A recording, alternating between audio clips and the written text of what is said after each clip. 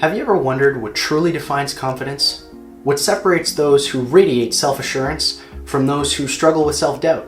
In this video, we're diving deep into the essence of confidence, debunking misconceptions, and giving you actionable steps to help you cultivate this mysterious trait that gets people so far in life. For starters, what even is confidence? Confidence isn't actually all that mysterious. It's simply the belief in oneself and one's abilities to affront life's challenges and succeed. Seems like a pretty good definition, but let's break it down further. Belief in one's abilities to meet life's challenges and succeed. We see that having abilities is a key part of being confident. I mean, just think about it. If every time you tried something or a life challenge came along and it didn't go your way, you'd probably struggle with confidence and being sure of yourself. Confidence is born from ability and judgment. Making the right decision at the right time, maybe figuring out a problem that other people couldn't. All those small moments build confidence in you. Confidence basically tells you, you got this, because you've gotted this enough times to prove to yourself that you do in fact got this.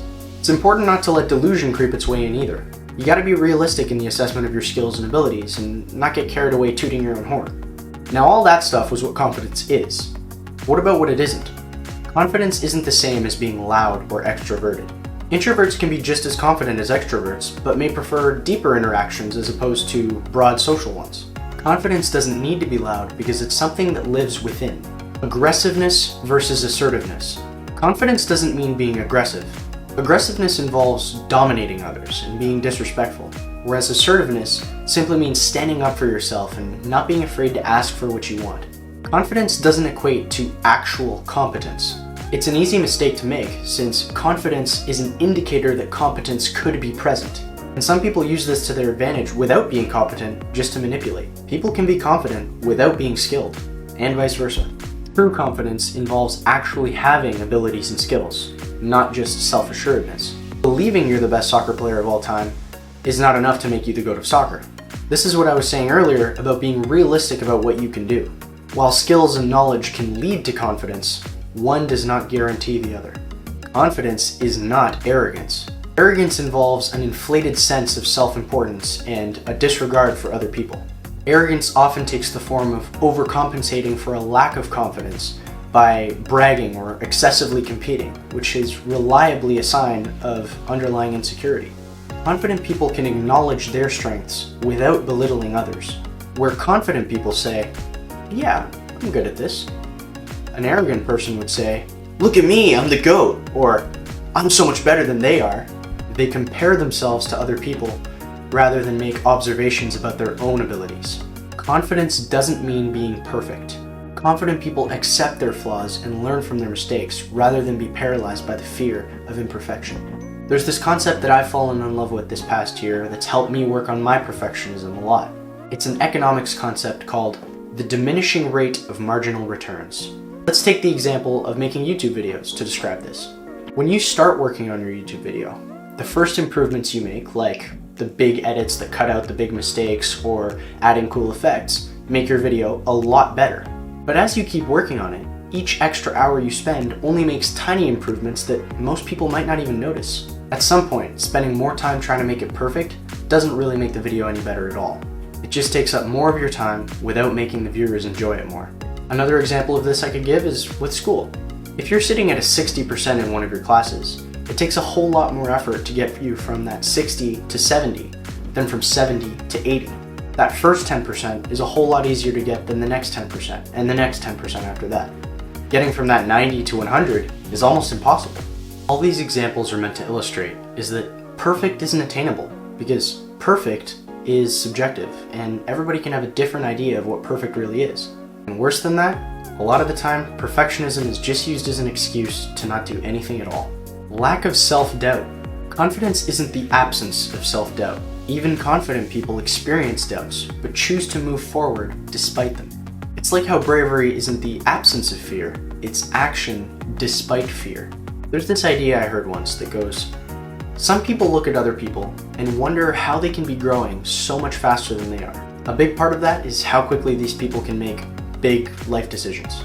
If it takes one person a day to make the same big life decision that it takes another person a week, by the time that second person has made one life-changing decision, The other person might have made 7. Confidence isn't about taking big risks. Confidence is not recklessness.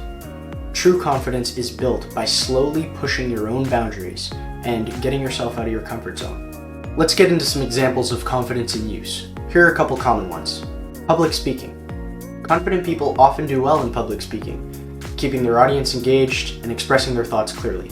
They don't mind or even enjoy going up in front of a bunch of people and just saying what they want because they know they can do it. Decision making. Confident people make decisions more easily, trusting their judgment and accepting responsibility for their choices. A confident person thinks, I've thought this through, and if things don't go my way, I'll just be able to learn for next time. Social interactions.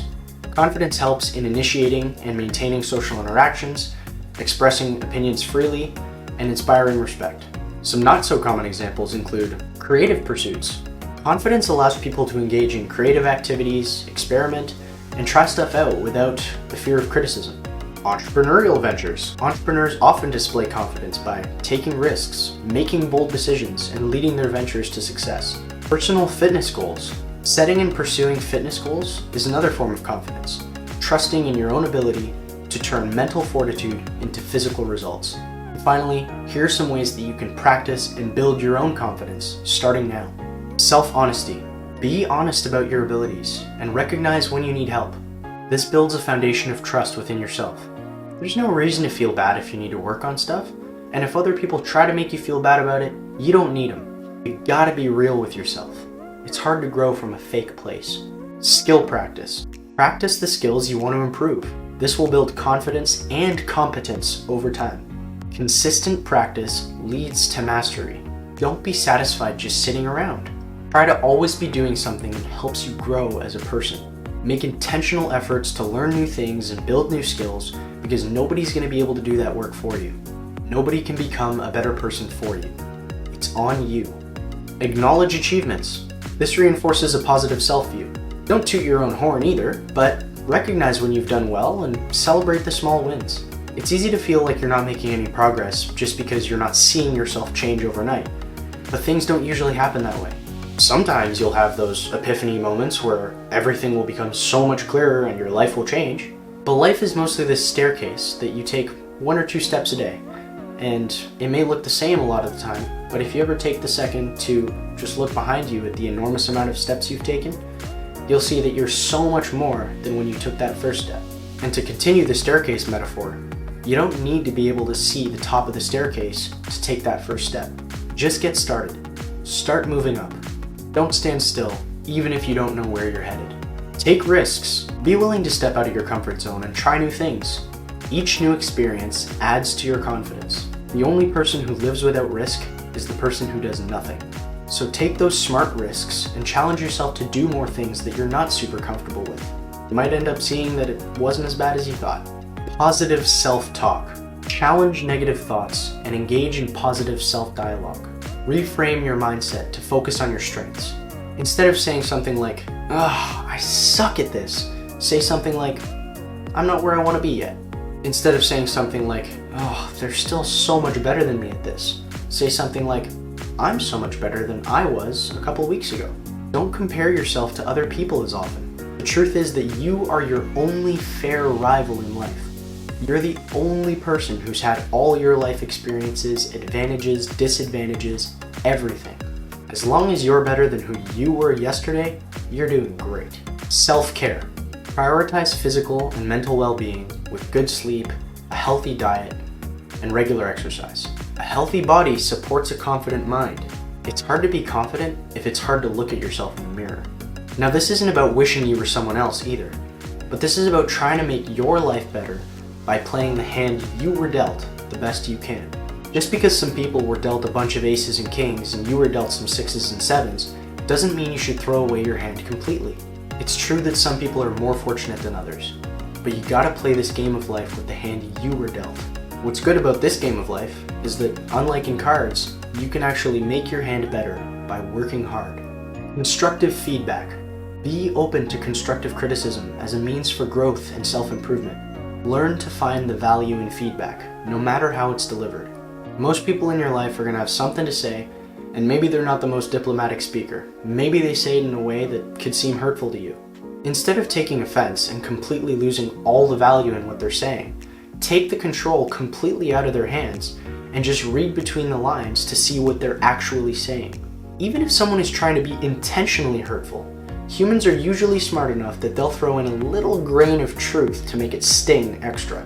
So disregard the hurtful stuff altogether and just isolate that grain of truth. Analyze it for its value independent of the mean things. Even if they're jerks, they might have a point. Maybe. Nobody can hurt your feelings. Only you can choose to have your feelings hurt. Thanks so much for watching, everyone. If you like this video, make sure to check out the Think Smarter, Not Harder playlist. Hit those like and subscribe buttons and let me know what else I can do in the comments. See you in the next one.